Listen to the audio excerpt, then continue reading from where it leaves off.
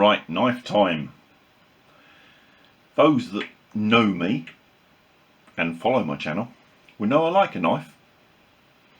I have quite a big collection. Some are tiny. I've got quite a few of these sort of keyring size. Not over practical, but if you just need a little sharp edge, it'll do. Then I have some custom stuff. This one was made for me by a good friend of mine, Robin.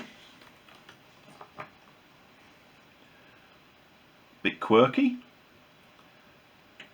I know you've probably seen that before. That's going to have a bit more testing done through the springtime. And then for really big heavy work,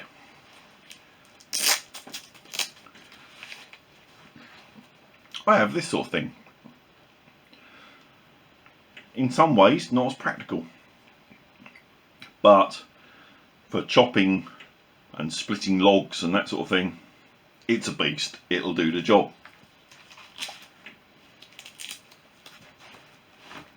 But if there's one knife that always makes me smile, it's this one. The French Opinel.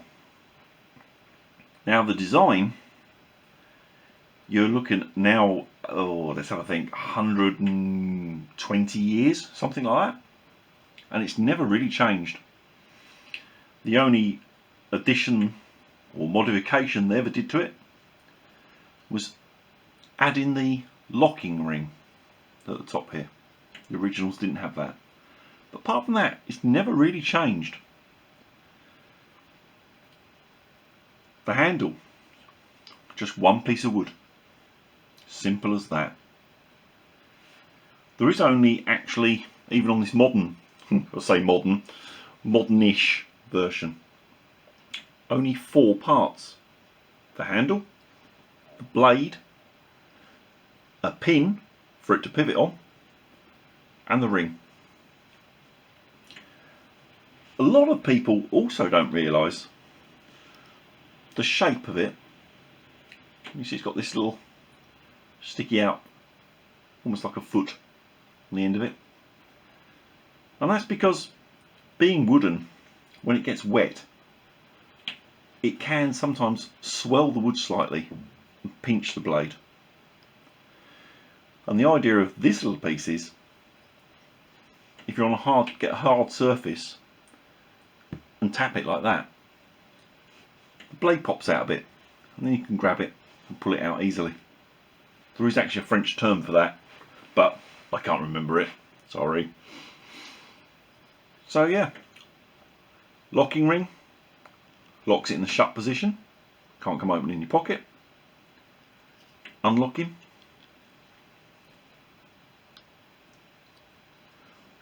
really good blade. Let's put him in the lock position there, because this is silly sharp, and I'm really sharp. I have to be careful when I'm using this. I love it, but you've always got that slight apprehension because you know it's so sharp.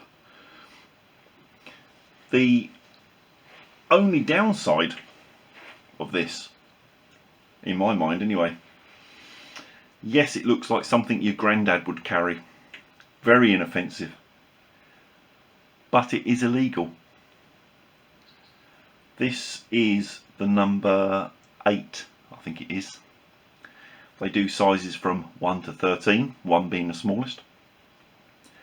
I think 7 just creeps under the knife law in the UK, length for blade length. This is slightly over. But not only is it slightly over length, of course, this ring makes it locking. You're stuffed on 2 points. But to be honest, if you were ever stopped carrying something that looks like this, I would wager that you've got a better chance of getting away with it than something that looks like this. All depends on the day, doesn't it, really? But for value for money, sharpness, weight, size, as a pocket knife, I think this takes some beating. It really, really does. So you can get it in all sorts of sizes.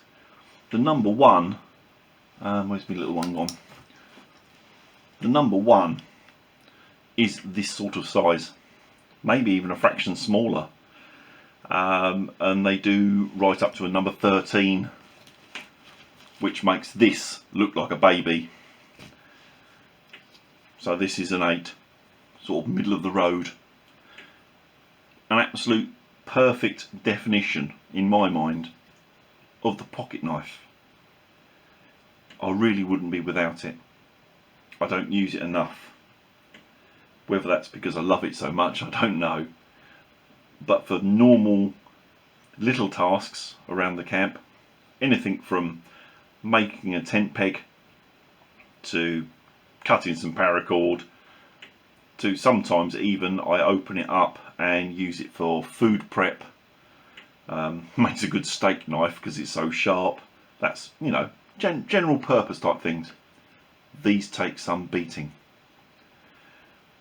This is the mid-size, and even this, you're looking at less than £10. You can't go wrong.